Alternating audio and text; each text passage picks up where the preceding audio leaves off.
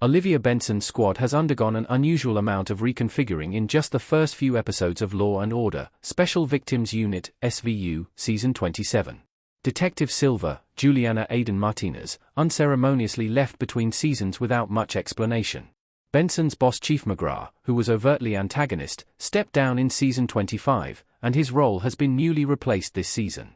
The SVU Season 27 premiere introduced new Chief of Detectives Catherine Tynan, Noma Dumezweni, who seems effusively complimentary, yet Amanda Rollins, Kelly Giddish, warns Benson, Mariska Hargitay, that Tynan is very hands-on.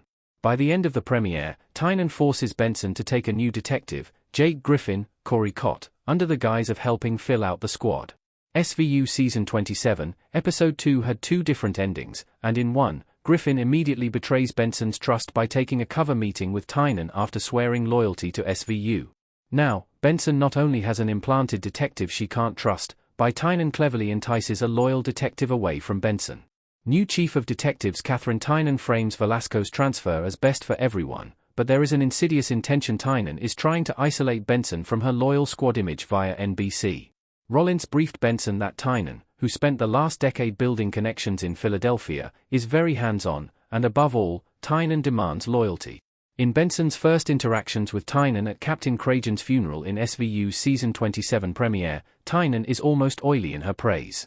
Tynan is a savvy political operator, always getting her way but framing it as if she is doing favors for others, like pitching Griffin as a needed body for Benson's team, when she is obviously implanting her person spy. Now, in Episode 3, Tynan sets a meeting with Velasco and intentionally lets him believe he's in trouble. This type of rug-pulling makes Detective Joe Velasco, Octavio Pisano, more likely to accept her new job offer of working undercover in San Diego, California. Tynan's play is brilliant because she uses a carrot, not a stick.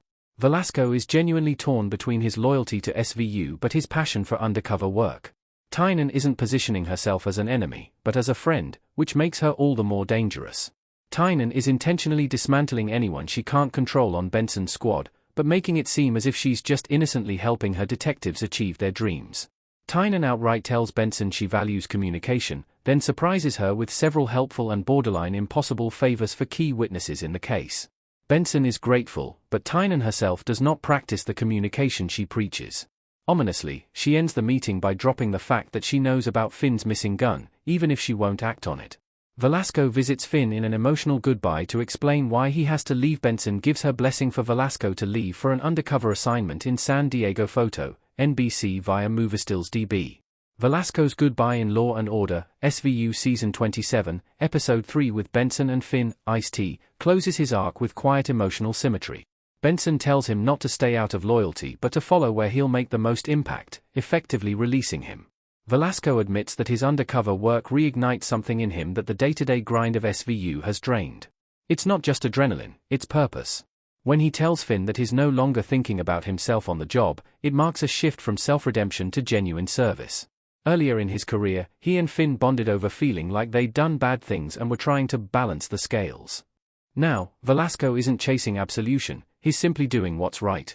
Taking the San Diego assignment to hunt a predator through undercover work feels like his true calling, where his skills and his conscience finally align. Losing Velasco is a bigger problem for Benson than she realizes, as Griffin is secretly a mole. Tynan wants to manipulate Benson into running an all-borough SVU department image via NBC. Benson is running a leaner squad than usual. Between Silva's departure and Finn's long recovery in SVU, Tynan wasn't necessarily wrong when she said Benson needed more bodies. However, Tynan simultaneously praising how Benson runs her squad and its results, then insisting Benson doesn't just need any detective, but one Tynan has a personal relationship with was a huge red flag. It's not surprising Griffin is a mole, it's more shocking that SVU confirmed his disloyalty to Benson so soon. While we didn't see what Griffin told Tynan in their secret meeting, he isn't even surprised to see Tynan's driver waiting outside his apartment. This means Benson has even fewer detectives she can trust than she realizes.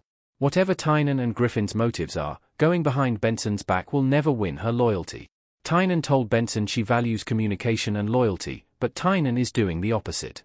Tynan must be masterminding a way to make staying at Manhattan SVU less enticing to Benson by systematically dismantling what keeps Benson at SVU, the people around her.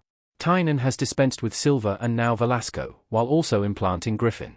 If Tynan can coax Finn into retirement and Captain Renee Curry, Donna Kelly, into returning to internal affairs, only Detective Terry Bruno, Kevin Kane, is left, and it will be easier for Tynan to convince Benson to run her new consolidated, all-borough SVU department. Benson turned down Tynan's offer, not looking to make a change now or in the near future. However, Benson's logic to Velasco might be used against her. She urged Velasco not to stay at SVU out of loyalty, but go where he truly felt he could make the most difference.